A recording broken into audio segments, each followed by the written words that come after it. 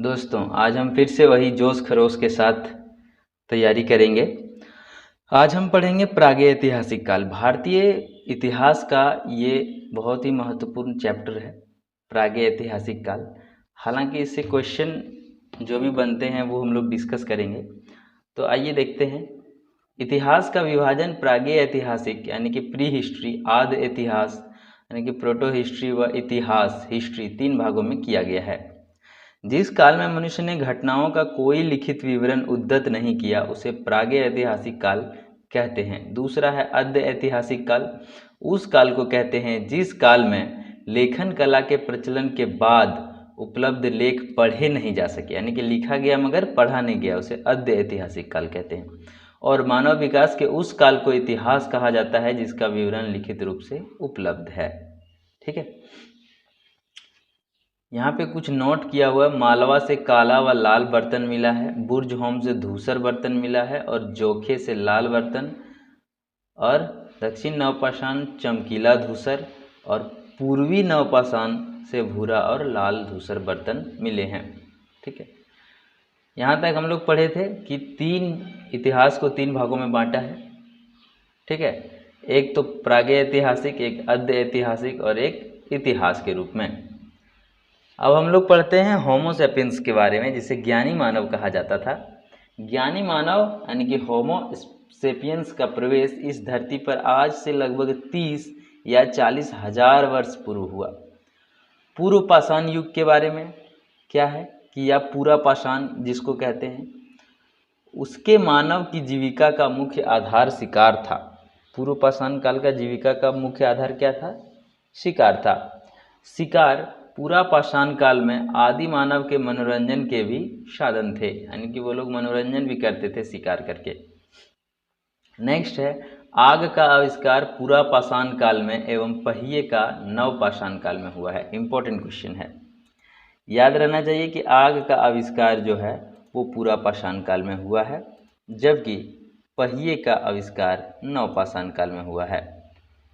ठीक है, देखिए यहाँ पे लिखा हुआ है मनुष्य में स्थायी निवास का प्रवृत्ति नव पाषाण काल में हुआ है। नव पाषाण काल में क्या क्या हुआ? पहिया और अस्थायी निवास, यानी कि जहाँ पे जाते थे, पहिया हो गया मतलब गाड़ी बन गया, तो एक जगह निवास करने लगे और कहीं अगर काम लगता था तो वहाँ जाते थे और गाड़ी से फिर वापस हम लोग आ जाते थे।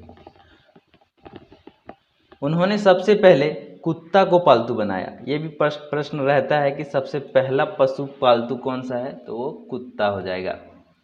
ठीक है, याद रखना है कि कुत्ता जो है वो पहला पालतू पशु है। मनुष्य ने सर्वप्रथम तांबा धातु का प्रयोग किया, और धातु कौन सा प्रयोग किया? तांबा धातु। तथा उसके द्वारा बनाए जाने वाले प्रथम औजार था कुल्हाड़ी, और औजार कौन सा था? कुल्हाड़ी। कहाँ से प्राप्त हुआ है? अतिरम्पक्कम।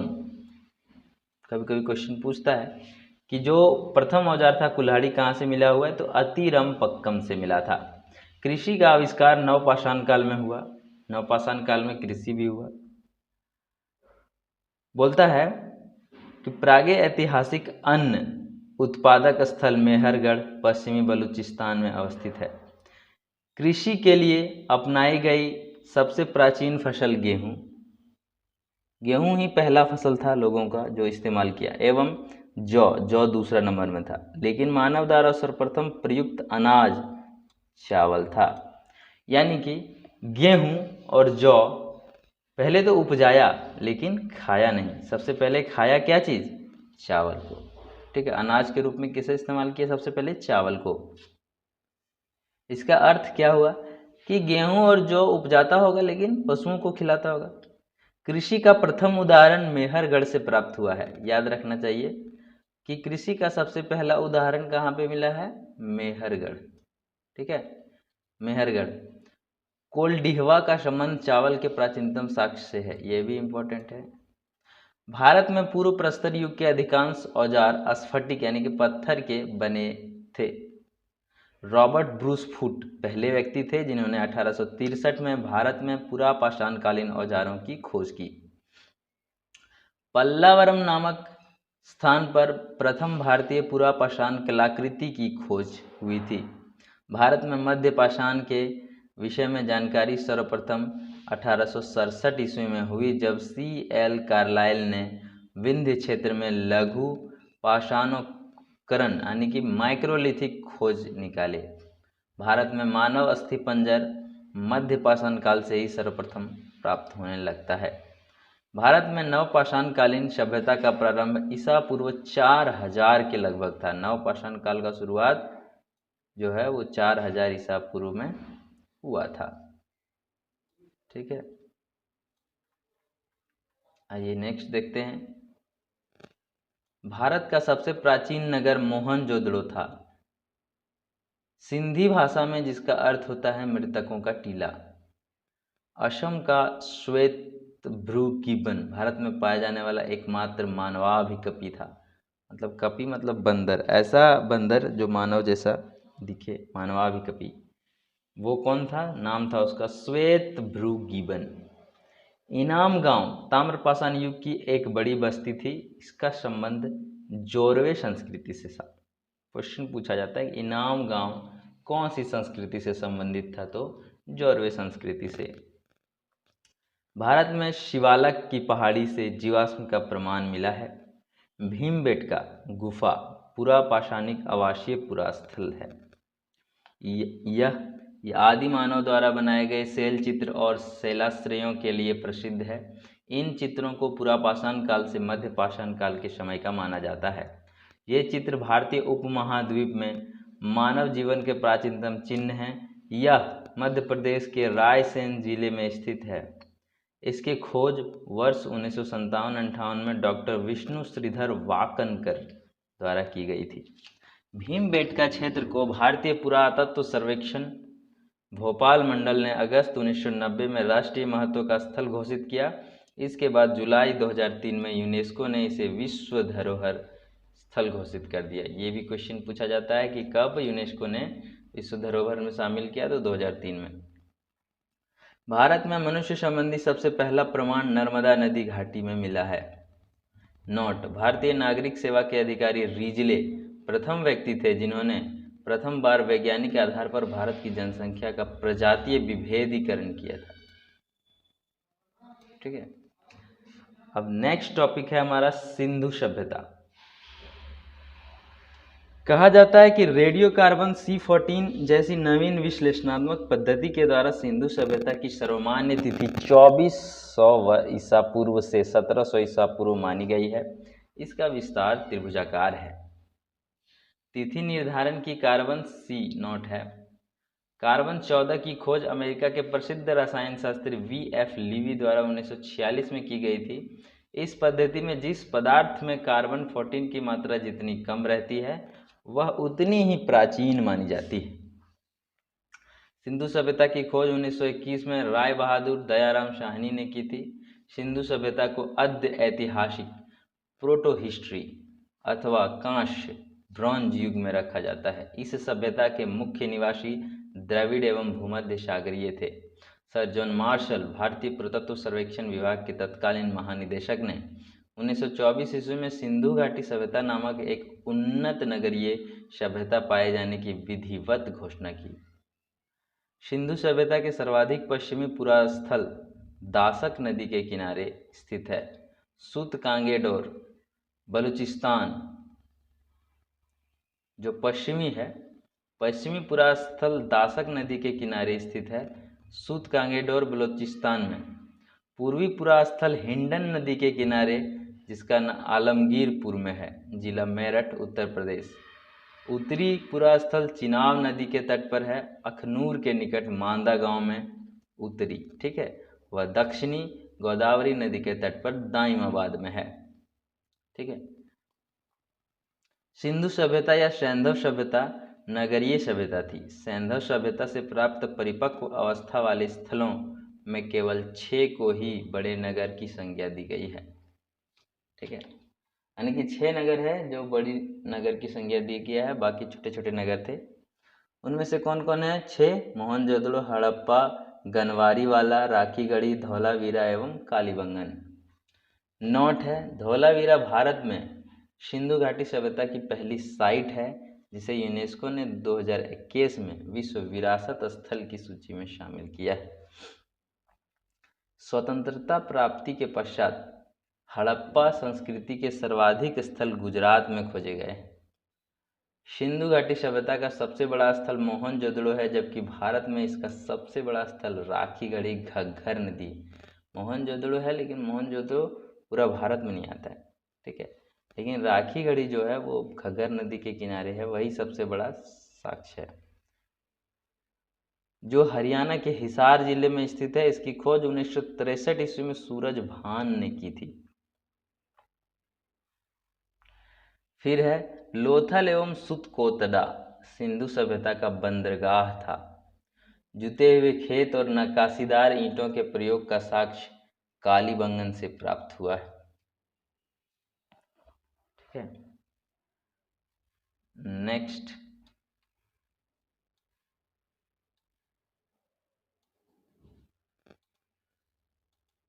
मोहनजोदड़ो से प्राप्त स्नानागार संभवतः सैंधव सभ्यता की सबसे बड़ी इमारत है। ठीक है, जिसके मध्य स्थित स्नान कुंड 11.88 मीटर लंबा, 7.01 मीटर चौड़ा एवं 2.43 मीटर गहरा है। अग्निकुंड लोथल एवं कालीबंगन से प्राप्त हुआ है। मोहनजोदड़ो से प्राप्त एक सील पर 3 मुख वाले देवता पशुपतिनाथ की मूर्ति मिली है। उनके चारों ओर हाथी, गेंडा, चीता एवं भैंसा विराजमान है। मोहनजोदड़ो से नर्तकी की एक कांस्य मूर्ति मिली है। हड़प्पा की मोहरों पर सबसे अधिक एक श्रृंगी पशु का अंकन मिलता है। यहाँ से प्राप्त एक आयताकार मुहर में स्त्री के गर्भ से निकलता पौधा दिखाया गया है। एक सिंगी पशु, आप एक मूवी है मोहनजोदारो, उसमें आप देखेंगे कि एक सींग वाले पशु दिखाया गया है। तो ये सब फैक्ट है। मनके बनाने के कारखाने लोथल एवं चन्हूदड़ो में मिले हैं। सिंधु सभ्यता की लिपि भाव चित्रात्मक है। यह लिपि दाईं से बाईं ओर लिखी जाती है। जब अभिलेख एक से अधिक पंक्तियों का होता है तो पहले दाईं से बाईं और दूसरी बाईं से दाईं ओर लिखी जाती है। लेखन कला की उचित प्रणाली विकसित करने वाला पहली सभ्यता सुमेरिया की सभ्यता है। सिंधु सभ्यता के लोगों ने नगरों तथा घरों के विन्यास के लिए ग्रिड पद्धति अपनाई। घरों के दरवाजे और खिड़कियां सड़क की ओर न खुलकर पिछवाड़े की ओर खुलते थे। केवल लोथल नगर के घरों के दरवाजे मुख्य सड़क की ओर खुलते थे। सिंधु सभ्यता में मुख्य फसल थी गेहूं और जौ। सैंधववासी मिठास के लिए शहद का प्रयोग करते थे। मिट्टी से बने हल का साक्ष्य बनवाली में मिला है। Important question. ठीक है, रंगपुर एवं लोथल से चावल के दाने मिले हैं, जिनसे धान की खेती होने का प्रमाण मिलता है। चावल के प्रथम साक्ष्य लोथल से ही प्राप्त हुए हैं। सुतकोतदा, कालीबंगन एवं लोथल से सैंधवकालीन घोड़े के अस्थि पंजर मिले हैं। तौल की इकाई संभवतः 16 के अनुपात में थी। सैंधव सभ्यता के लोग यातायात के लिए 2 पहिया एवं 4 पहियों वाली बैलगाड़ी या भैंसा गाड़ी का उपयोग करते थे। मेसोपोटामिया के अभिलेखों में वर्णित मेलुहा शब्द का अभिप्राय सिंधु सभ्यता से ही है। संभवतः हड़प्पा संस्कृति का शासन वणिक वर्ग के हाथों में था।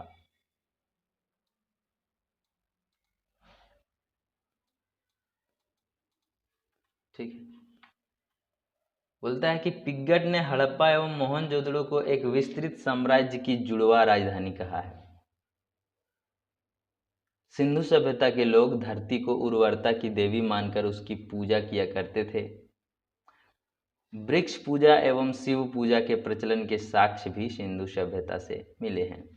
देखिए यहाँ पे लिखा हुआ है सिंधु काल में विदेशी व्यापार, कहाँ कहाँ से क्या क्या चीज़ का व्यापार होता था। तांबा का व्यापार होता था खेतड़ी, बलूचिस्तान, ओमान से। चांदी का अफगानिस्तान और ईरान से। सोना का कर्नाटक, अफगानिस्तान और ईरान से। टीन का अफगानिस्तान और ईरान से। गोमेद का सौराष्ट्र से। लाजवर्त मेसोपोटामिया से और सीसा ईरान से। ठीक है, नेक्स्ट है स्वास्तिक चिन्ह संभवतः हड़प्पा सभ्यता की देन है। इस चिन्ह से सूर्योपासना की अनुमान लगाया जाता है। सिंधु घाटी के नगरों में किसी भी मंदिर के अवशेष नहीं मिले हैं। सिंधु सभ्यता में मातृ देवी की उपासना सर्वाधिक प्रचलित थी।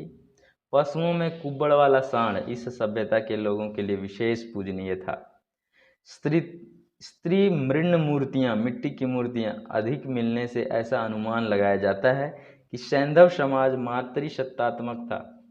सैंधववासी सूती एवं ऊनी वस्त्रों का उपयोग करते थे। मनोरंजन के लिए सैंधववासी मछली पकड़ना, शिकार करना, पशु पक्षियों को आपस में लड़ाना, चौपड़ और पासा खेलना आदि संसाधनों का प्रयोग करते थे। सिंधु सभ्यता के लोग काले रंग से डिजाइन किए हुए लाल मिट्टी के बर्तन बनाते थे। सिंधु घाटी के लोग तलवार से परिचित नहीं थे। कालीबंगन एकमात्र हड़प्पाकालीन स्थल था जिसका निचला शहर सामान्य लोगों के रहने हेतु भी किले से घिरा हुआ था। कालीबंगन का अर्थ है काली चूड़ियाँ। यहाँ से पूर्व हड़प्पा स्तरों के खेत जोते जाने और अग्नि पूजा की प्रथा के प्रमाण मिले हैं। कालीबंगन से पर्दा प्रथा एवं वेश्यावृत्ति सैंधव सभ्यता में प्रचलित थी। शवों को जलाने एवं गाड़ने यानी दोनों प्रथाएं प्रचलित थी। हड़प्पा में शवों को दफनाना जबकि मोहनजोदड़ो में जलाने की प्रथा विद्यमान थी। लोथल एवं कालीबंगन में युग्म समाधियां मिली है। क्वेश्चन पूछा जाता है कि युग्म समाधियां कहाँ से मिली है, तो लोथल और कालीबंगा से। सैंधव सभ्यता के विनाश का संभवतः सबसे प्रभावी कारण बाढ़ था। आग में पकी हुई मिट्टी को टेराकोटा कहा जाता था सैंधव सभ्यता में। ठीक है, अब यहाँ पे लिखा हुआ है सैंधव सभ्यता के प्रमुख स्थल, नदी, उत्खननकर्ता एवं वर्तमान स्थिति। ठीक है, देखिए हड़प्पा सभ्यता रावी नदी के किनारे बसा हुआ है और कहाँ पे स्थित है, पाकिस्तान के पंजाब प्रांत का साहिवाल जिला। खोज किया था दयाराम साहनी ने 1921 में, माधव स्वरूप वत्स ने 1926 में और व्हीलर ने 1946 में। मोहनजोदड़ो सिंधु नदी के किनारे है, पाकिस्तान के सिंध प्रांत का लरकाना जिला में स्थित है। इसकी खोज किया था रखाल दास बनर्जी ने 1922 ईस्वी में, मेके 1927 और व्हीलर 1930 में। चन्हूदड़ो भी सिंधु नदी के किनारे है, सिंध प्रांत पाकिस्तान नवाब शाह जिला में है। इसके खोज मैके ने 1925 में और एन.जी. मजूमदार ने 1931 में किया था।